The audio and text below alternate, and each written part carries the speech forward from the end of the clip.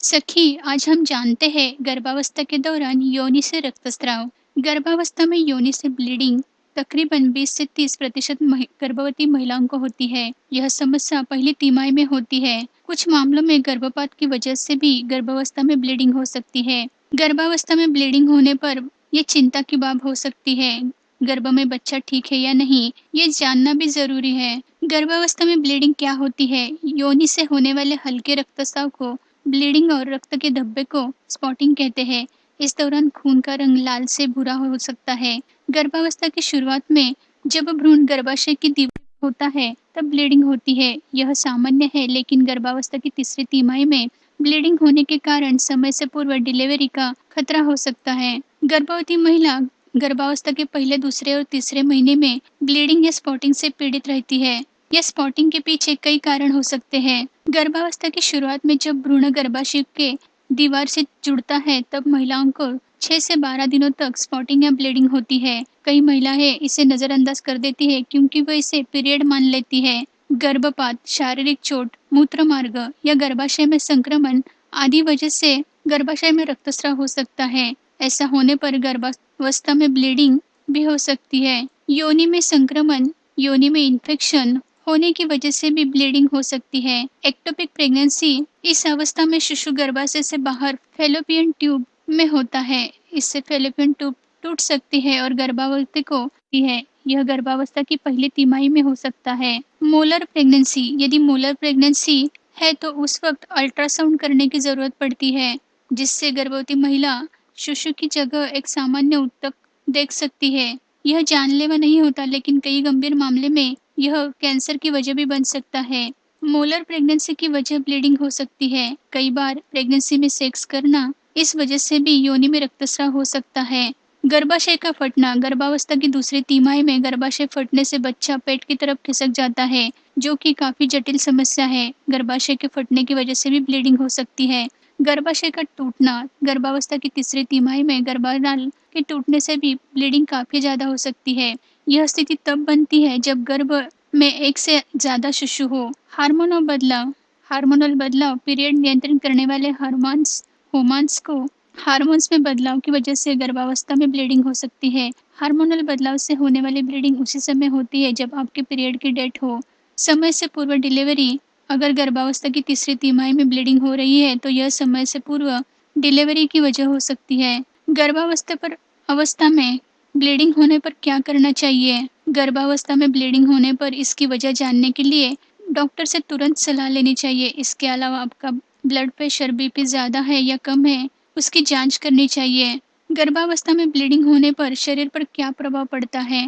गर्भावस्था में ब्लीडिंग होने की वजह महिलाओं के शरीर में कई प्रभाव पड़ते हैं। अधिक थकान महसूस होना, ज्यादा प्यास लगना, खून की कमी, चक्कर आना, दिल की धड़कनें तेज होना, बेहोश होना, पेट में तेज दर्द होना। गर्भावस्था में ब्लीडिंग होने के यह कारण भी हो सकते हैं। ब्लीडिंग होने का निदान कैसे किया जाए?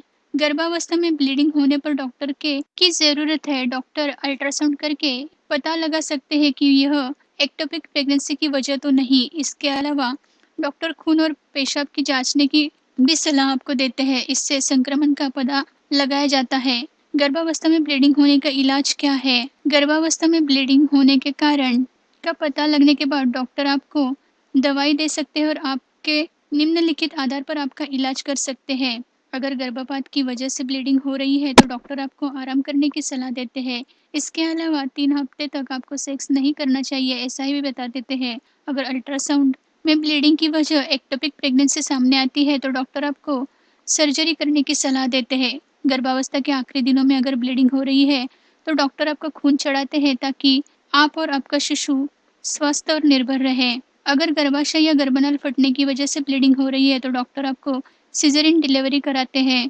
इस दौरान गर्भाशय को बाहर निकाल दिया जाता है, लेकिन अगर आप और बच्चा पैदा करना चाहते हैं तो इसे सर्जन ठीक कर सकते हैं।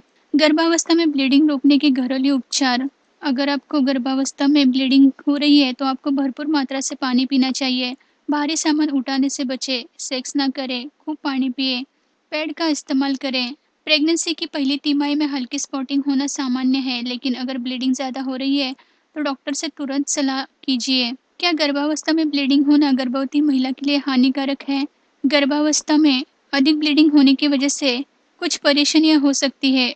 अगर ब्लीडिंग मोलर प्रेगनेंसी की वजह से हो रही है तो इससे गर्भवती महिला को कैंसर होने की संभावना बढ़ जाती है। अगर ब्लीडिंग प्लेसेंटा के टूटने की वजह से हो रही है तो इससे गर्भवती महिला की मौत हो सकती है। गर्भावस्था में ज़्यादा ब्लीडिंग होने की वजह से एनीमिया यानी गर्भवती महिला में खून की कमी हो जाती है। क्या गर्भावस्था में ब्लीडिंग होना बच्चे या बेबी के लिए हानिकारक है? गर्भावस्था में ज़्यादा ब्लीडिंग होने की वजह से शिशु को नुकसान हो सकता है। अगर ब्लीडिंग ज़्यादा हो रही है तो यह गर्भपात हो सकता है। ऐसे में शिशु की मौत हो जाती है। अगर गर्भनाल के टूटने की वजह से ब्लीडिंग हो रही है तो इससे शिशु की मौत हो सकती है। गर्भवती महिलाओं को हमेशा अपने साथ पैड रखने चाहिए ताकि रक्तस्राव होने पर उन्हें कोई परेशानी ना हो। गर्भावस्था में ब्लीडिंग होने पर घबराए नहीं, बल्कि शांति से और सावधानी से इस समस्या को सुलझाने की कोशिश करें और डॉक्टर से संपर्क करें। प्रेगनेंसी की शुरुआत में ब्लीडिंग नॉर्मल हो सकती है, लेकिन अगर तीसरी तिमाही में ब्लीडिंग हो रही है तो तुरंत अस्पताल जाना चाहिए, क्योंकि यह समय से पूर्व डिलीवरी या किसी अन्य गंभीर समस्या की वजह हो सकती है। तो सखी, आज हमने जाना गर्भावस्था के दौरान योनि से रक्तस्राव। हमारी दी हुई इन्फॉर्मेशन आपकी गर्भावस्था की अवस्था और परिस्थिति को जांचने में मदद करेंगी। सखी, अगर आपके कोई भी सवाल हो तो आप हमें जरूर पूछिए, हम उसका जवाब देने की कोशिश करेंगे। हमारी वेबसाइट www.गर्भसंस्कार.in से भी आप ज्यादा से ज्यादा जानकारी प्राप्त कर सकती हैं। मिलते हैं नई वीडियो के साथ। धन्यवाद।